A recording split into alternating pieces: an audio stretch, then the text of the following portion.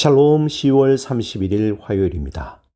오늘도 하나님의 크신 은혜와 보호하심이 여러분의 삶 가운데 함께 하시길 소망합니다. 이 시간 시편 말씀을 읽고 묵상하며 하나님 앞에서 침묵으로 기도드리겠습니다. 시편 119편 73절에서 74절. 주의 손이 나를 만들고 세우셨사오니 내가 깨달아 주의 계명들을 배우게 하소서. 주를 경외하는 자들이 나를 보고 기뻐하는 것은 내가 주의 말씀을 바라는 까닭이니이다.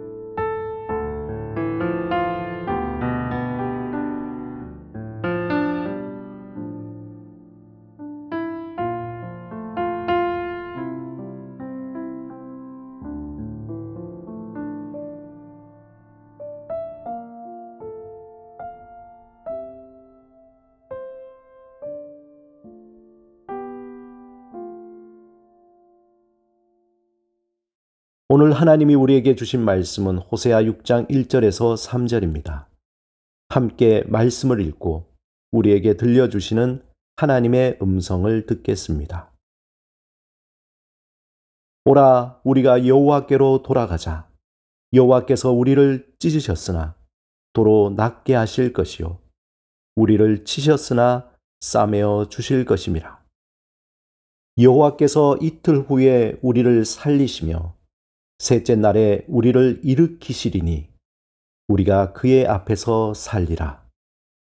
그러므로 우리가 여호와를 알자. 힘써 여호와를 알자. 그의 나타나심은 새벽빛같이 어김없나니 비와 같이 땅을 적시는 늦은 비와 같이 우리에게 임하시리라 하니라. 종교개혁의 불씨가 되었던 위클리프의 신학적 사상을 그대로 영향받은 사람이 체코 프라하의 얀 후스였습니다. 얀 후스는 1369년 체크족 부모님 아래 남부 보헤미아 후신에게서 태어났습니다. 그의 이름의 뜻이 매우 특이한데요. 후스라는 이름은 거위라는 뜻입니다. 또 그가 태어난 곳인 후신액은 거위 마을이라는 뜻입니다. 그는 일찍이 아버지를 잃고 매우 경건한 어머니로부터 신앙적인 또 신학적인 훈련을 철저하게 받았습니다. 후스는 1394년 프라하 대학을 졸업하고 1396년 인문학 석사 학위를 받았습니다. 그리고 5년 뒤에 피터 롬바르드 대학에서 조직신학을 가르치며 나중에 그 학교에 학장이 됩니다. 후스는 프라하 대학 철학과 주임을 거쳐서 그 학교의 총장이 되어 뛰어난 리더십으로 학교를 이끌어갔습니다. 그는 개인적으로 청렴하기로 유명해서 그를 모함하고 대적하는 자들도 후스의 순결함에 대해 칭찬했다고 합니다. 특히 후스는 위클리프의 저서에 많은 영향을 받았는데 그의 저술들을 5개나 복사했습니다. 요즘 같으면 복사기가 있어서 재본하기 쉽지만 당시에는 일일이 손으로 베껴 써야 했기 때문에 그가 얼마나 위클리프 저서에 매료되어 있는지 알 수 있습니다. 후스의 일생에서 매우 중요한 직함이 주어졌습니다. 1402년에 프라하에 있는 베들레헴 성자 교회의 목사로 임명된 것입니다. 이곳에서 후스는 라틴어와 체코어로 설교했습니다. 그의 뛰어난 설교와 열정은 당시 각계각층의 사람들에게 높은 인기를 얻었습니다. 위클리프의 강한 영향을 받은 후스는 이 교회에서 마음껏 교회의 부정과 부패를 질책했고, 교회의 초석은 베드로가 아니라 그리스도라며 교황 무오설, 즉 교황이 오류가 없다는 것이 아니라 오히려 교황들을 이단이라고 거침없이 설교했습니다. 그렇다고 후스가 위클리프를 맹목적으로 따른 것은 아니었습니다. 그는 과격했던 위클리프와 달리 매우 온건하고 보수적인 신학자요, 평화를 사랑하는 사제였습니다. 후스는 위클리프와 같이 교황의 세속적인 권위를 거부하고 당시 막강한 권력으로 교황이 국가 문제에 개입하는 것에 대해서 반대했습니다. 그는 위클리프와 같은 생각으로 평신도들이 성경을 읽어야 한다고 주장했습니다. 예수 그리스도만이 오로지 교회의 머리이시며 성경만이 신앙의 최고 권위라고 믿었으며 교권과 세속 권력을 그는 두려워하지 않았습니다. 여러 가지 후스와 교황과의 대립각 속에서 결국 1410년 프라하 대주교 즈베네크는 교황으로부터 모든 위클리프의 저서를 소각하고 후스를 잠잠케 하라고 명령받았습니다. 하지만 후스는 교황과 대주교의 파문장을 받고서도 계속해서 베들레헴 교회에서 체코어로 설교했습니다. 당시 교황 요한 23세가 나폴리를 공격하기 위해 십자군을 일으키고 십자군을 지원하기 위해 프라하에서 면죄부를 팔기 시작했습니다. 이것에 대해 후스는 강하게 반대했습니다.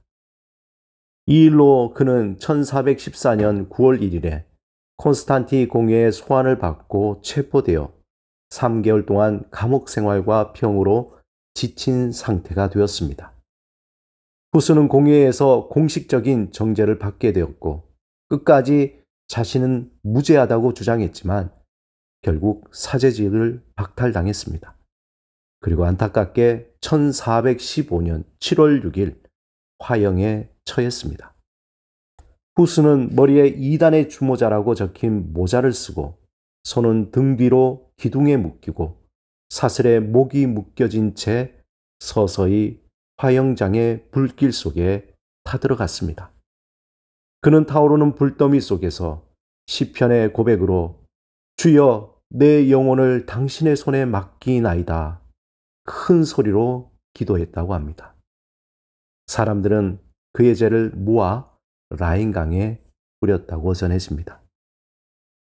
후스의 폭력적인 죽음의 소식이 전해지자 프라하 시민들을 비롯하여 체코 왕국에서는 전 민족적인 분노가 하늘을 찔렀고 일부 지역에서는 폭동이 일어나게 되었습니다. 하층 계급부터 귀족들에 이르기까지 체코의 국민들은 연대 서명을 하여 콘스탄티 공회에 항의 서한을 보냈습니다. 후스는 체코 국민들에게 민족의 영웅으로 추앙을 받고 순교자로 추앙되었습니다. 전해오는 이야기에 화형을 당하면서 후스는 이런 예언을 했다고 합니다. 당신들은 지금 거위 한 마리를 불태우지만 한 세기가 지나면 태우지도 끓이지도 못할 백조를 만나게 될 것이다. 후스가 화형으로 순교당한 지 정확하게 102년이 지난 후 1517년 후스를 불태운 화형대에 그 외쳤던 작은 울림은 독일 비텐베르크의 종교개혁의 시작을 알리는 거대한 울림이 되었습니다.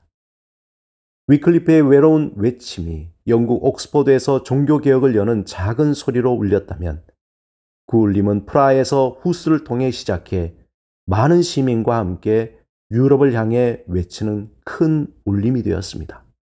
그 울림은 마틴 루터를 통해 거대한 울림으로 가톨릭 교회를 균열시키고 당시 유럽의 종교와 사회에 큰 지각병동을 일으키게 되었습니다. 사랑하는 여러분, 우리의 삶에서 변화는 매우 작은 울림에서 시작됩니다. 그 시작이 우리의 매우 작은 욕심에서 시작되었다면 그 울림은 매우 작은 죄를 낳고 그 죄가 자라서 사망을 낳게 됩니다. 만약 그 시작이 하나님을 알기 위한 작은 소망이라면 그 울림은 그분이 우리를 그의 백성으로, 그의 자녀로 부르신 소망이 무엇인지, 그 안에서 우리에게 주신 풍성한 영광이 무엇인지, 우리에게 주신 능력이 어떠한 것인지 서서히 알게 될 것입니다. 그 알미, 곧 삶 속에서 커다란 지각 변동을 일으키고 우리의 인생을 새롭게 변화시킬 것입니다. 존 위클리프나 얀 후스를 통한 서막은 새로운 것을 발견하는 것이 아니라 우리를 용서하시고 품어주시고 사랑하시는 하나님의 품으로 돌아가자는 것입니다. 우리의 죄를 사하시는 하나님의 권위, 곧 말씀으로 돌아가는 것입니다. 오늘 본문처럼 그 돌아가는 길은 곧 하나님을 알고자 하는 소망과 간절함으로부터 시작됩니다. 세상은 우리에게 좋아 보이는 것들로 면죄부를 주려고 합니다. 마치 그것을 사면 우리의 죄가 사해질 것 같은, 죄로 인한 우리의 고통과 외로움이 사라질 것 같은 믿음을 갖게 합니다. 죄로 말미암아 비워진 깊은 결핍이 세상의 면죄부로 채워 넣으면 만족할 것 같은 수많은 종류의 면죄부를 사라고 우리를 유혹합니다. 하지만 예수 그리스도 안에서 오직 하나님만이 우리의 죄를 사하시며 우리에게 참 평안과 참 만족을 주십니다. 풍요 속의 빈곤처럼 우리에게는 언제든지 어디서나 다양한 언어로 마음껏 말씀을 읽을 수 있는 시대에 살고 있습니다. 그 소중함을 소홀히 여기지 마시기 바랍니다. 그 소중함을 알고 날마다 말씀을 통해 하나님을 아는 기쁨을 누리시기 바랍니다. 존 위클리프가 그토록 원했고 얀 후스가 순교당하며 간절히 원했던 말씀을 마음에 스며들도록 읽고 또 읽으시기 바랍니다. 그 말씀을 묵상하는 삶의 종교 개혁을 날마다 경험하는 여러분이 되시길 주님의 이름으로 축원합니다. 함께 기도드리겠습니다. 주님, 말씀을 통해 하나님을 갈망하며 하나님을 더 깊이 알고자 사모하게 하소서. 날마다 말씀을 통해 하나님을 아는 기쁨을 누리게 하소서. 예수 그리스도 이름으로 기도드립니다. 아멘.